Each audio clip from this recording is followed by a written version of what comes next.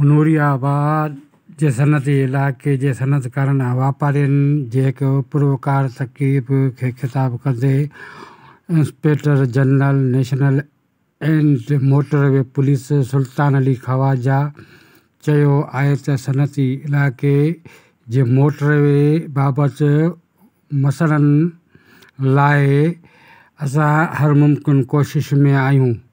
हिन चयो त नूरियाबाद जे सनतकारनि खे मोटरवे ते समूरियूं सहूलियतूं ॾिनियूं वयूं आहिनि ऐं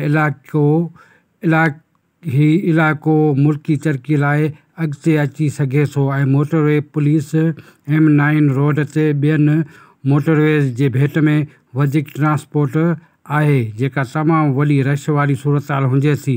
रोड जे हादसनि लाइ मोटरवे पुलिस सरगर्म अमल आहे। मददगार सर्फ मोटरवे पुलिस करे रही आहे। ऑटोमेटिक सिस्टम पिणु लॻाया विया आहिनि जीअं ऑटोमेटिक कैमराऊं शुरू कयूं वयूं आहिनि। फैसलाबाद लाहौर जे मोटरवे ते ईअं ई असां सिंध जे मोटरवे M9 ते पिणु अहिड़े क़िस्म जूं कैमराऊं नस्ब करण जे कोशिश में आहियूं।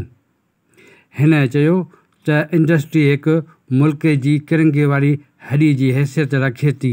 तक़रीब खे executive club of trade and industry Nooriabad जे सदर Kanwar Zia Rehman, Mehmood Hassan, south additional motorway Javed Ahmed Mehar, chamber of commerce Jamshoro जे मियां सुमीरुद्दीन, UC मुदर ख़ान, नूरियाबाद जे chairman Durmand Palari, Badal Palari, Alam Palari, site engineer Nadir Hussain Jagirani, labour officer Asghar Ali Lakho ऐं ॿियनि शिरकत कई। शमस पलारी, इबरत न्यूज़, नूरियाबाद।